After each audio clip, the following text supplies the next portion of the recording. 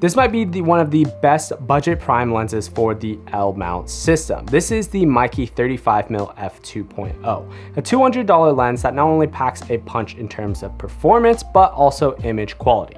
Now, quick disclaimer, Meike is not sponsoring this video, nor do they get to see this video before I upload it. This is honestly my own truthful opinions about this lens. Who is sponsoring this video though is Southern New Hampshire University, but more on them a little bit later. And this video isn't going to be specifically getting into the image quality, the sharpness and different things like that. I will touch point on some of those things, but this is going to be also mostly just my experience using this lens for how it was designed to be a budget prime lens, talking about the image quality from a perspective of a professional filmmaker who runs a video production company in San Diego. So let's jump in. And in this video, I am going to be pitting up this lens with the 35mm prime lens from Lumix to show the different qualities of test, performance, and different things like that in this video. And also why I think this might be an amazing lens to pair up with the Lumix S9, which has been the primary camera I've been using it with. So without further ado, let's dive in. Obviously, the price of this lens is coming in at $200 USD by the time I'm recording this video. Now, with that, let's talk about that physical design. This is a hard plastic all the way around, but it does definitely feel very, very similar to the Lumix 35mm prime lens. It is a little bit of a heavier lens, weighing around 297 grams or about 0.64 pounds for us Americans. The size is about 3.5 inches or 90 millimeters, and the front filter thread is 58 millimeters, which is a little bit smaller than most of my other lenses. Typically, then what that means is you are gonna have to be getting up a bunch of step-up rings like this, or you can get something like this, which is kind of a one and done step-up ring to whatever step-up ring you do. I do recommend buying a bigger ND filter or any filter that you're going to be using on front of your glass. Buy a bigger one that fits your largest lens as possible. Typically that will be either an 82mm or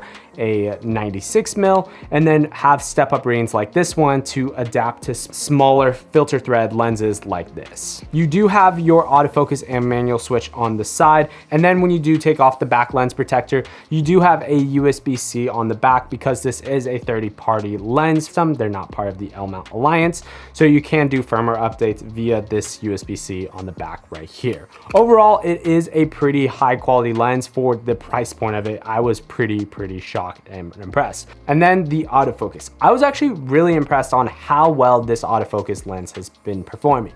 I have used some other third-party lenses on the Lumix S9 and the S5 II in the past, and the autofocus when it's a third-party lens like this one hasn't been extremely sticky or as reliable. I would honestly probably say and go to the point where I would probably trust this on an interview setup and having subject to traction, and it was pretty locked in on my Lumix S5 II and the Lumix S1 Mark II with this lens. It was pretty sticky, and I was reliably able to get autofocus pulled, and especially for photos, it was really snappy the entire time. Now, in comparison to autofocus from the 35mm lens from Lumix, I would say it's definitely a little bit slower, just not as quick to the punch when you are trying to get focus as quickly as possible. But I would say overall the performance still is pretty impressive, especially if you change from full area to go into a single point. You can just increase that performance on a Lumix camera. Now, here is a quick image quality test between the Meike 35mm lens and the Lumix 35mm lens, and a sponsor of today's video, Southern New Hampshire University. So this is kind of a full circle moment for me because I actually got my bachelor's degree from SNHU. And if you know me, I'm not a big college guy. I was actually planning on dropping out to focus on my video career because I had a full-time job in the video production and social media marketing world.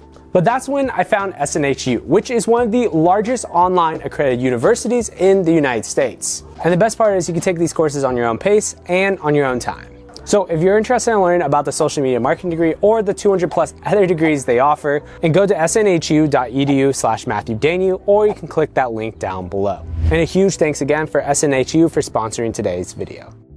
And just to have it, here's that quick diagram to show you guys the comparison between the Lumix 35mm lens and the Mikey 35mm lens, how they stack up overall on paper, just to kind of give you guys a reference point. Now let's talk about some of the few cons that this lens does have. The only couple cons I do have with this is going to be that front filter thread being a 58mm is very, very small, and I don't really have any step-up rings to adapt yet to my bigger step-up filters. I wish it was more of a common 67 one similar to the Lumix lenses, but I think that's me being a little bit nitpicky. The only other con I have, and this one's really small and odd, for whatever reason, when you open the back lens cap for your lens, it opens the opposite direction in comparison to all my other lenses for the L mount system, so you have to close it in the opposite direction. But again, that's me being really, really nitpicky.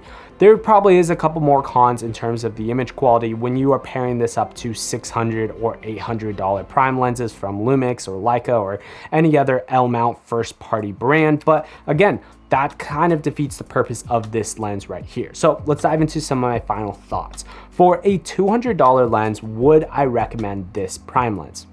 Honestly, yeah, it's only $200. You are kind of getting a steal with the autofocus tests on this lens. I have used some other third-party lenses for the L mount system, and the autofocus is nowhere close to the same performance that the Mikey 35mm lens does have. Can I complain maybe about chromatic aberrations or different things like that? Maybe, but at the end of the day, for how I actually was testing and using this lens on the Lumix S9, which I think would pair up extremely nicely with that camera being more in that budget range, this one has amazing, amazing performance out of it.